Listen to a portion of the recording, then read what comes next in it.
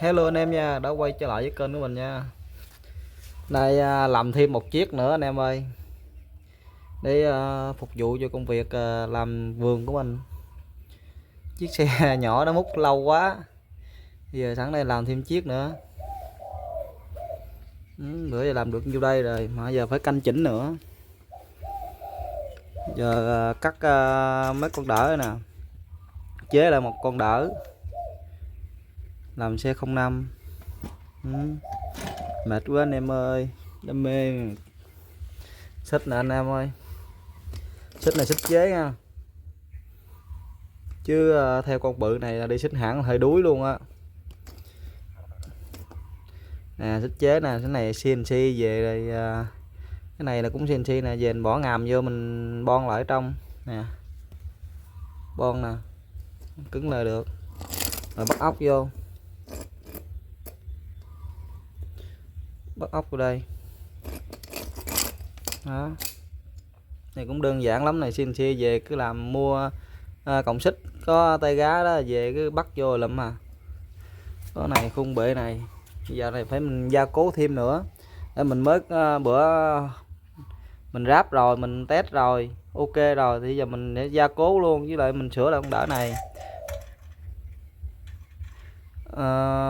Hồi bữa mình ra ráp xong rồi á, hoàn thiện rồi đó mà mình quên quay cho anh em coi cái clip test, thì giờ chắc cũng phải anh em thông cảm mà, giờ chắc cũng sửa lại xong rồi sơn phết xong rồi test cho anh em coi luôn đó.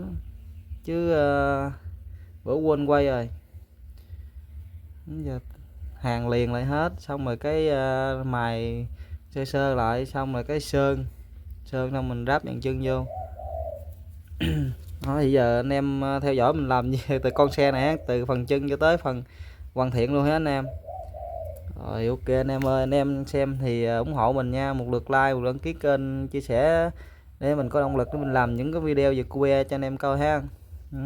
Con nhỏ đó thì giờ mình để qua một bên đó, mình cũng vẫn là đang xài nha anh em, sẽ là ngon á, mút quá im luôn á.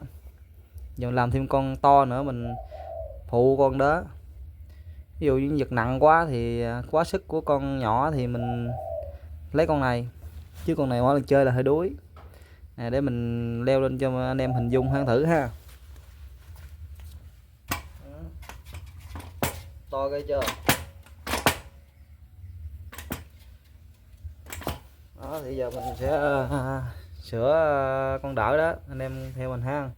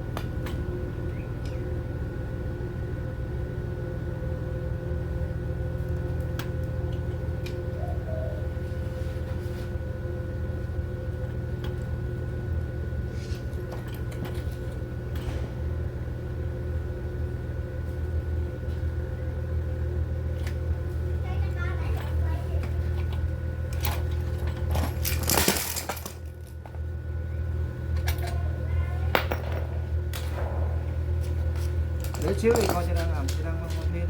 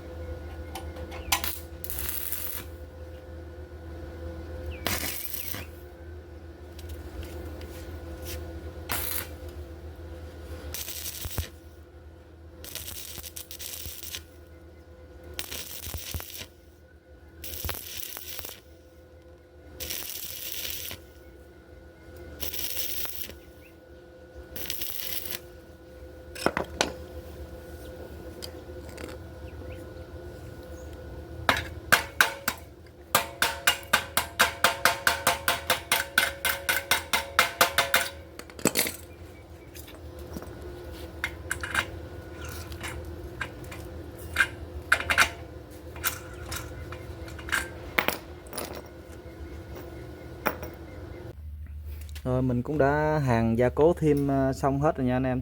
Bây giờ mình sẽ tiến hành mài, nhưng mà thời gian mài thì cũng khá lâu ha. Thì mình sẽ mài hoàn thiện xong đi rồi mình sẽ quay tiếp cái phần sau cho anh em coi ha. Rồi anh em xem thì đăng ký kênh ủng hộ mình nha. Bye bye anh em.